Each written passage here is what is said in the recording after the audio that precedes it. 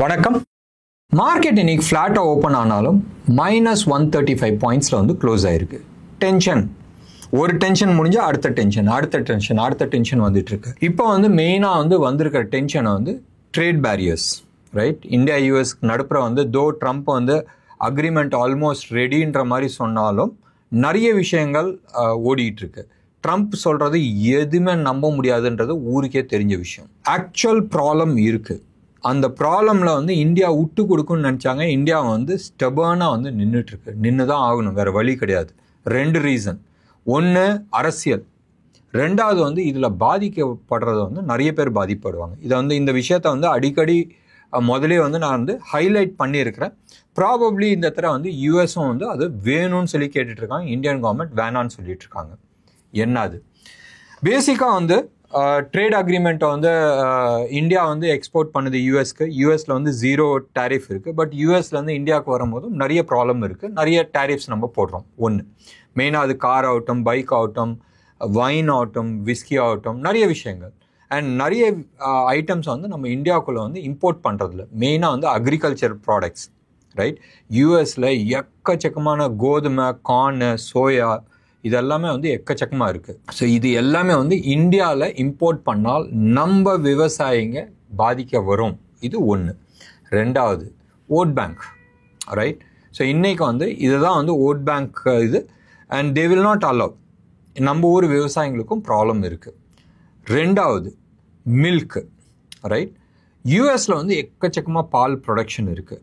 Milk இந்தியாவுக்குள்ளே export பண்ணுறதுல ஏற்கனவே ஒரு பஞ்சாயத்து ஓடிட்டு இருக்கு. ரொம்ப நாளைக்கு முன்னாடி, ஒரு 2-3 வருஷத்துக்கு முன்னாடி ஓடின பஞ்சாயத்து அது ஓடிட்டு இருக்கு. அன்னைக்கு வந்து அதுக்கு வந்து ஒரு பெரிய பாதிப்பு இல்லை. ப்ராபப்ளி இந்த தர பாதிப்பு வரதுக்கான சான்சஸ் இருக்குது.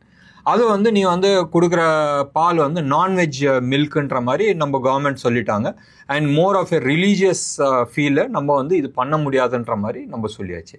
எப்படி வந்து இஸ்லாமிக் கண்ட்ரியில் வந்து போர்க், ரைட், பன்னி சம்மந்தப்பட்ட விஷயங்கள் நம்ம வந்து எக்ஸ்போர்ட் பண்ண முடியாதோ, அது மாதிரி இந்தியாவுக்குள்ளே வர பாலில் வந்து நான்வெஜ் இருக்கக்கூடாதுன்னு எத்தனை பேர்த்துக்கு தெரியுன்றது தெரியாது.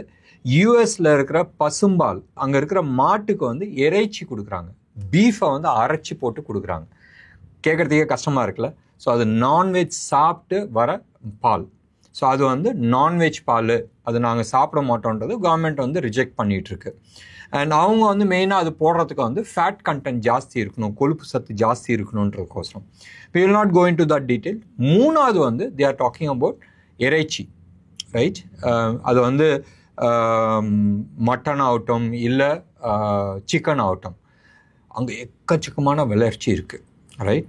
அதை வந்து இந்தியாவுக்கு வந்து எக்ஸ்போர்ட் பண்ணணுன்னு பார்க்குறாங்க. டெஃபினட்டாக தமிழ்நாடு பாலிட்டிக்ஸ் முடியாது.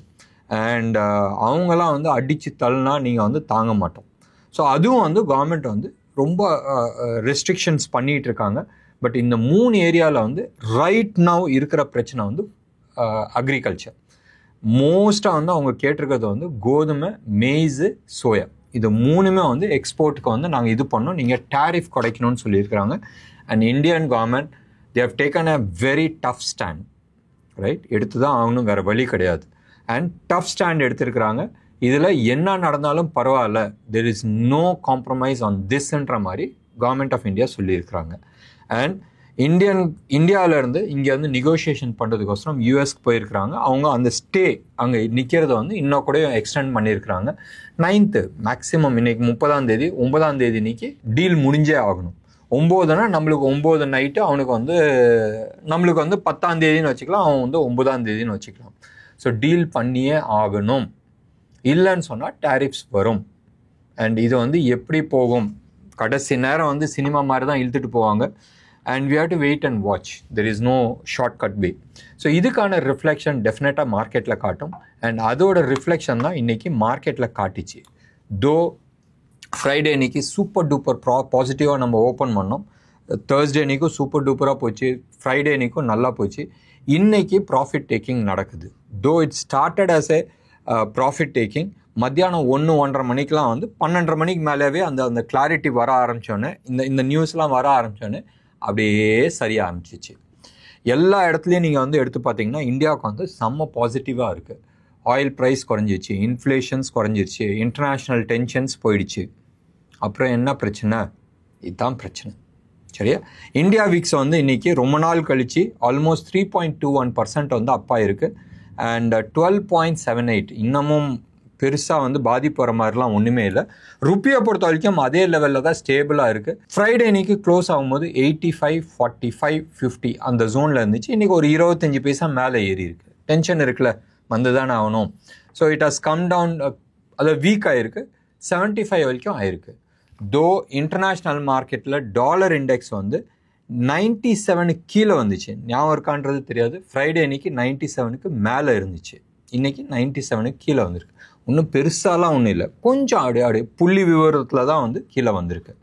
இன்றைக்கி overall market it was more on a profit taking mode. டென்ஷன்லையோ இல்லை என்ன ஆகிடும்ன்ற அந்த பதட்டத்தில் விற்கல, right? It was a profit taking மோடில் இருந்துச்சு. இன்னும் எஃப்ஐஐ டேட்டாஸ் வரல, அதாவது யார் விற்றாங்க யார் வாங்கினாங்கன்னு அந்த டீட்டெயில்ஸ் வரல. நம்ம சம்வேர் க்ளோஸ் அபவுட் 640 நம்ம ரெக்கார்ட் பண்ணுறோம், இது வரைக்கும் வரல.